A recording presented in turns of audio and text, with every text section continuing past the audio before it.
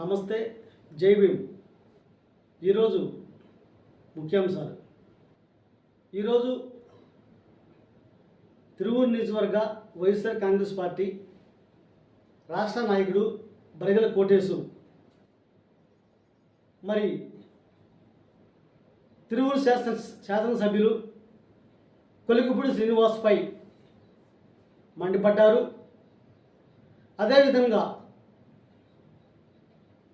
కొలికపూడి శ్రీనివాస్ మీద ఎన్నో అక్రమ కేసులు ఉన్నాయి, నేను ఛాలెంజ్ చేస్తాను, నిరూపించగలడా అని సవాళ్ళు విసిరారు. అదేవిధంగా కొలికపూడి తిరువూరు నియోజకవర్గ ప్రజలకు నువ్వు పెద్ద జీతగాడివి అని కూడా మరి సవాల్ విసిరినటువంటి సందర్భము. అలాగా తిరువూరు శాసనసభ్యులపై ఎన్నో విధాలుగా విమర్శలు చేసినటువంటి సందర్భాలు ఒక్కసారి మనం విన్నాం. అందరికీ నమస్కారం. తిరువూరు నియోజకవర్గ ప్రజలకి, నా కుటుంబం సభ్యులకి, ఎందుకు అంటే ఇక్కడ ఎమ్మెల్యే అంటే మనకి సమస్యలు అన్నీ ప్రభుత్వం దృష్టికి తీసుకెళ్ళి వాటిని పరిష్కార మార్గం చేసే డ్యూటీ ఎమ్మెల్యే అంటారు. దాన్ని నేనేమంటానంటే మా పాలేరు అంటారు.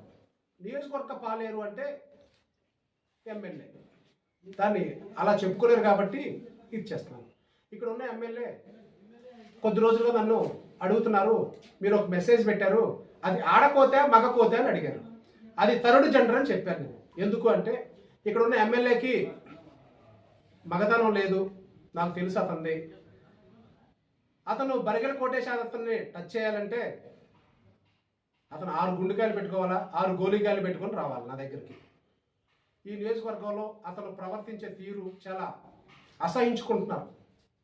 ఈ రోజున పార్టీలు ఎవరు సంబంధం లేదు, అందరూ కుటుంబ సభ్యులే. పార్టీలతో పని లేదు, ప్రాంతాలతో పని లేదు. ఇక్కడ అతనికి అభివృద్ధి చేస్తాడు, ఏదో చదువుకున్న వ్యక్తి అని అవకాశం కల్పించారు. అతను చేసేది ఏమిటంటే ఇక్కడ ఉన్న మన సహజ వనరులు దాచుకోవటం, తీసుకెళ్ళి హైదరాబాద్లో పెట్టుబడులు పెడతాం. ఇంతకన్నా అతను ఇక్కడ అభివృద్ధి చేసింది ఏమీ లేదు. అతను ఇవి అడుగుతామేమో అని చెప్పేసి అని అభివృద్ధి ఏది చూపించలేక అటు తెలుగుదేశం పార్టీ నాయకుల మీద, వైఎస్ఆర్ కాంగ్రెస్ పార్టీ నాయకుల మీద, అందరి మీద ఈ రకంగా తిరగబడి దౌర్జన్యంగా వాళ్ళని బెదిరించటం, అతను ప్రజా దర్బార్ ద్వారా సమస్యలు తెలుసుకొని కలెక్షన్ వసూలు చేయటం, మట్టి ఇసుక ఇక్కడ ఉన్న రేషన్ బియ్యం అన్నిటిలో వసూలు చేసుకోవటం. అతను గతంలో అమరావతి ఉద్యమంలో ఎంత వసూలు చేశాడో ఆ బాధితులు రెడీగా ఉన్నారు. అతను నిజంగా మగాడైతే అతనే చెప్తున్నాడు కదా, నేను మగాడిని అని చెప్పేసి అని. అతను నిజంగా మగాడైతే ఏ సెంటరు, టైము అన్నీ చెప్పమనండి. నేను నా కుటుంబంలో తీసుకొని నేను వస్తాను, నా కుటుంబ సభ్యులతో నేను వస్తాను, మాట్లాడమనండి, అతను అభివృద్ధి చూపించమనండి. అతనికి ఆ దమ్ము ధైర్యం లేదు.